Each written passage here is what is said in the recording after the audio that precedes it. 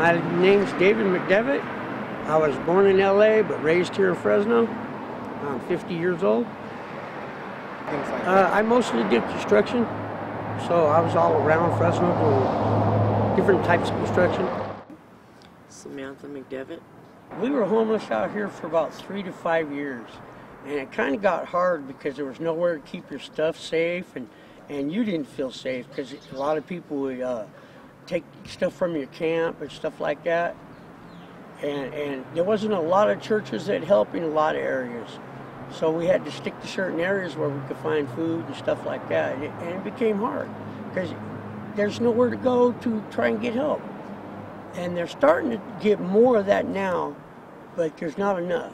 There's still a lot of homeless out there that need help. Because it's hard out there. I know, pushing your stuff around in a shopping basket or a stroller is no fun. Trying to find your next meal or your meals for the day, or a place to go to the bathroom. You go to a store and they tell you can't use their bathroom.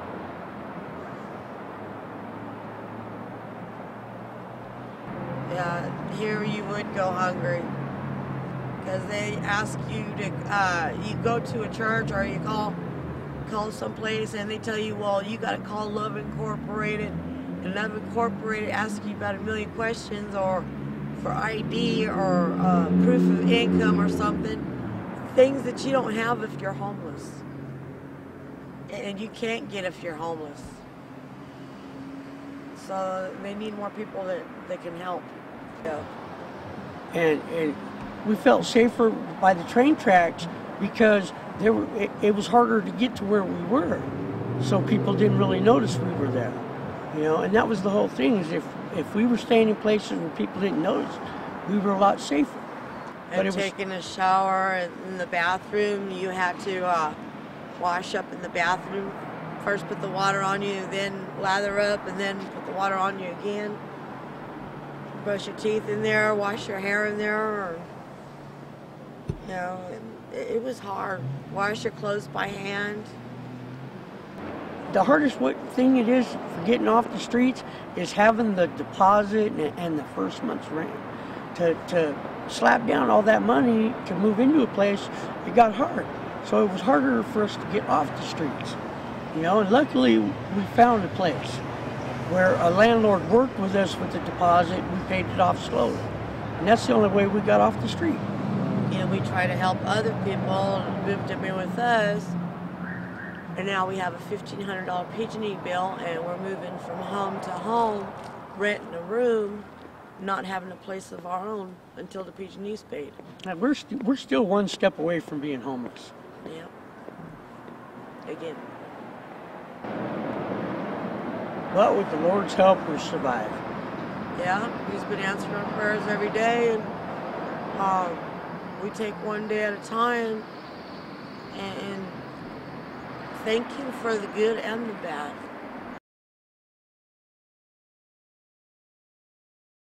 Oh, it's grown a lot since I was young. I can remember when it was all fig and almond orchards out by Manchester. So it's a long time ago. Yeah. I was raised on welfare, so the poor people, there's a lot of poor people here in the city. I've seen the ups and downs of Fresno. There's a lot of drugs here, which a lot of people get on because they have nothing else to do. And it's gotten pretty bad with the gang violence. Had bad experiences here in Fresno. Was on meth, was on heroin, was on cocaine, was a prostitute on Motel Drive, got beat up, had a gun held to my head.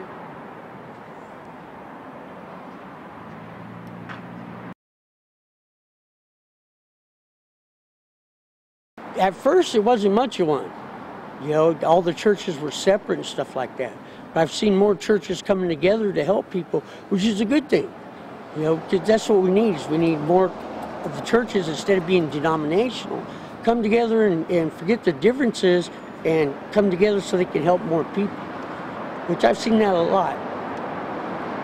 Now that our home church is Bethany in the city, And it's become a tight-knit little family, and they want to help even more people. For being a small church, they actually help a lot of people.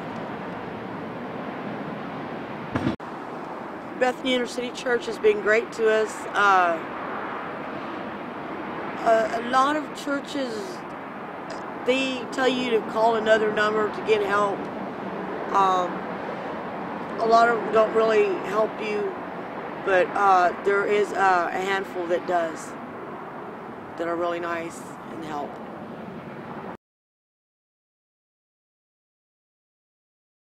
Well, I'd like to see them have more cooperation with each other, and that way they could get more done. You know, because when they cooperate and get together and work with each other, they get a lot more done than when they do by themselves. I think we could take some of these buildings, these empty buildings, and help people. Put them in it, you know, and